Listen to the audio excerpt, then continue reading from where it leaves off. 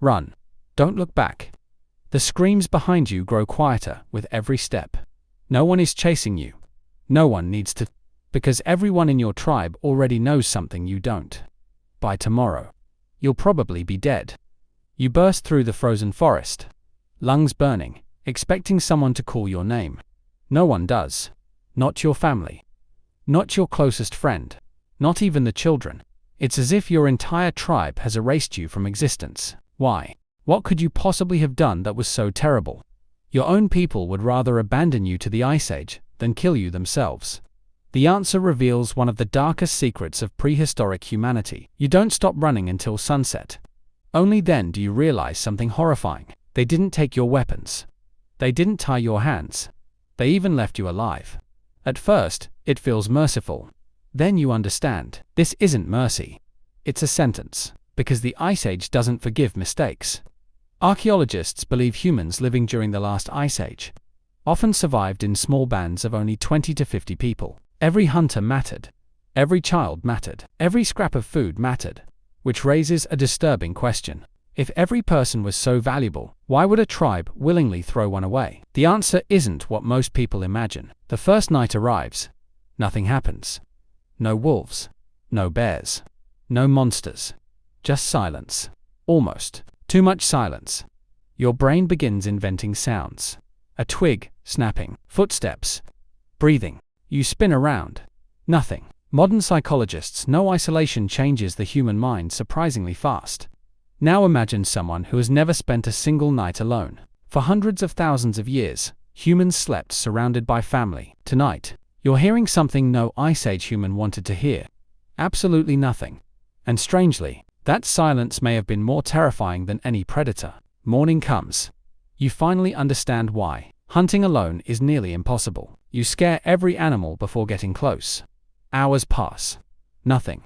Researchers like Chris Stringer argue that cooperation, not strength, made.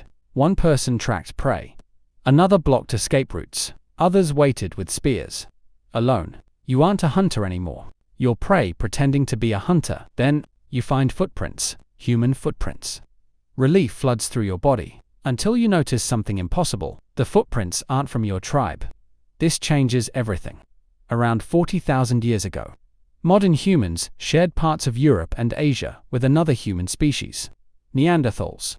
We know these weren't mythical creatures. They were human relatives close enough to have children with our ancestors. But archaeology cannot tell us how every meeting ended. Some may have shared knowledge. Others may have fought over hunting grounds. You follow the tracks anyway. Because starvation leaves you with no choice.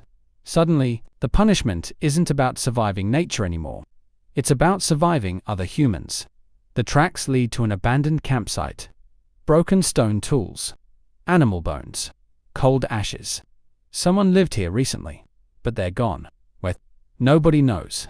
Across Ice Age Europe, archaeologists have uncovered camps that were occupied, abandoned, then occupied again thousands of years later. Climate changed. Animals migrated. People disappeared. Brian Fagan has written extensively about how entire human groups were forced to keep moving just to stay alive.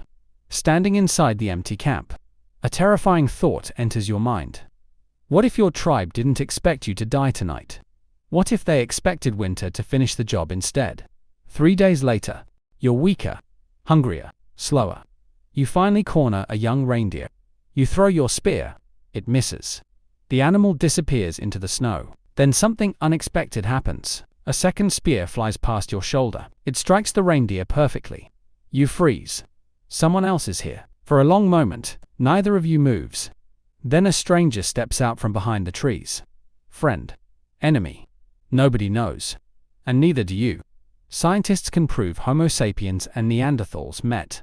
They cannot tell us what happened during every encounter. That uncertainty is exactly what makes the Ice Age so frightening. Sometimes history preserves the evidence, but never the conversation. As darkness falls, the stranger gestures toward the fire. For one heartbeat, you believe you've survived. Then you notice something. He's not alone. Several people emerge from the shadows. They're studying you, whispering, judging. And suddenly you remember. Your own tribe did exactly the same thing before they cast you out. Maybe every tribe has rules. Maybe every tribe fears outsiders. Maybe belonging has always had a price. Then comes the discovery that changes the entire story. For years, scientists assumed ancient humans survived mainly because they were stronger or smarter. Today, evidence suggests something even more important. They survived because they stayed together. Archaeologists have found individuals with severe injuries who lived for years after wounds that would have killed them alone. Rebecca Ragg Sykes has discussed similar evidence among Neanderthals. Someone fed them, protected them, waited for them.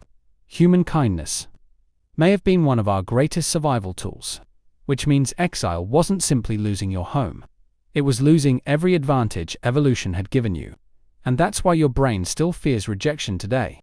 Modern brain scans show that social exclusion activates some of the same neural systems involved in physical pain. Not because humans are overly emotional, but because your ancestors lived in a world where rejection could become a death sentence. Now think back to the beginning. No one chased you. No one raised a weapon. No one needed to. Your tribe understood something terrifying. The Ice Age was the executioner. They simply pointed you toward it. And tens of thousands of years later, your mind still carries the memory of that ancient punishment.